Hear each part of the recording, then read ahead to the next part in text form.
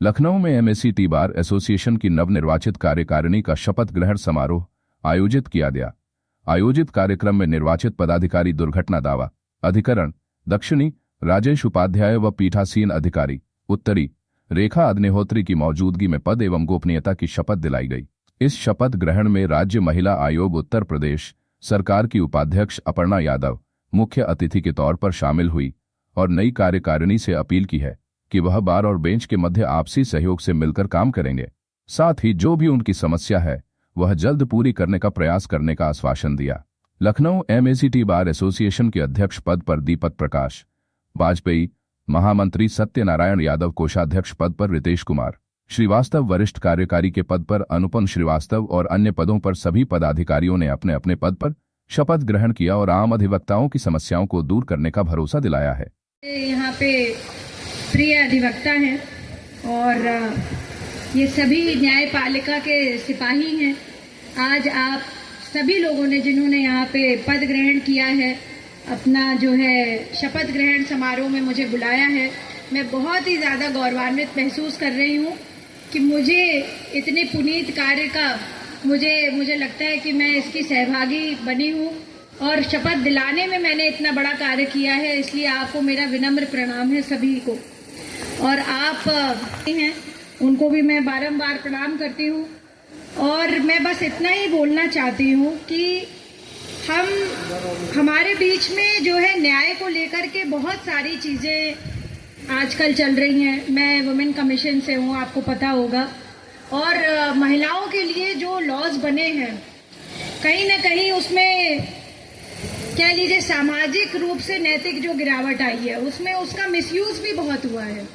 तो हमारा ये दायित्व बनता है कि अगर हम न्याय के सिपाही हैं, अगर हम न्याय दिलाने में सबको सक्षम है, तो ये हमारा प्रथम धर्म होना चाहिए कि इसका मिसयूज ना हो सके, इसको कोई दुरुपयोग ना कर सके।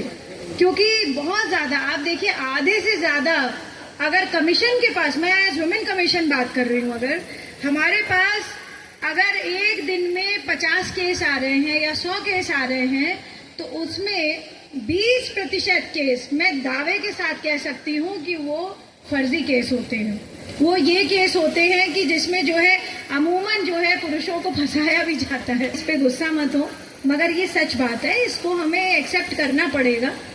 और जो है श्री हरि विष्णु ने जब भगवान श्री कृष्ण का अवतार लिया तो आपको पता ही होगा कि उन्होंने क्या बोला, यदा यदा हि धर्मस्य ग्लानिर्भवति भारत अभ्युत्थानम अधर्मस्य तदात्मानं सृजाम्यहं परित्राणाय साधूनां विनाशकाय च दुष्कृतां धर्म संस्थापनार्थाय संभवामि युगे युगे। आप कृष्ण की भूमिका में हैं, आप उस भूमिका में हैं जहां पर आप श्री हरि विष्णु की तरह उस हर गरीब आदमी को न्याय दिलाने के स्वरूप में हैं, जिस तरह से भगवान ने अपना सुदर्शन उठा लिया था कि धर्म का जब भी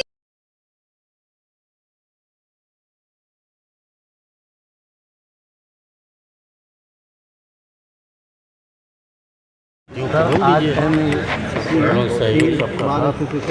प्रभात रंजन झा जी समारोह का आयोजन किया गया। आपको अध्यक्ष पद के लिए शपथ दिलाई गई, किस तरह से कार्य करेंगे आगे के लिए? सबसे बड़ी बात तो ये है कि हमारी बिल्डिंग किराए की है, जहाँ पे एमएससीटी बार चल रही है वो किराए की बिल्डिंग है, और हम लोग प्रयास ये करेंगे माननीय उच्च न्यायालय इलाहाबाद जा करके एडमिनिस्ट्रेटिव जज से मिल करके, परिवहन मंत्री जी से मिल करके कि बिल्डिंग की व्यवस्था हो, हमारी परमानेंट स्टाफ हमारे यहाँ नहीं है, रॉ मटेरियल नहीं है, इन सब चीज़ों के लिए हम लोग प्रयास करेंगे, लोगों को सुलभ न्याय मिले उसके लिए प्रयास करेंगे।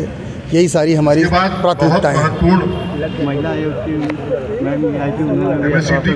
अपर्णा जी ने भी आश्वासन दिया है कि आपकी अपनी बिल्डिंग होगी, आपकी समस्याएं दूर की जाएंगी। हम लोग अपर्णा जी से भी मिलेंगे, शासन से मिलेंगे, और अधिवक्ता हित पे जो भी होगा वो कार्य करने का प्रयास करेंगे। हमारी संख्या महिलाएं भी हैं, उनके लिए क्या सुविधा? गिरजा शंकर यादव जी महिलाओं के लिए सुविधा के लिए, महिलाओं के लिए अलग कक्ष का निर्माण प्रयास करेंगे, मांग करेंगे शासन से उनके अलग कक्ष का निर्माण हो, इनको सम्मानित और जो भी सुविधाएं होंगी महिलाओं को दिलाने का प्रयास किया जाएगा।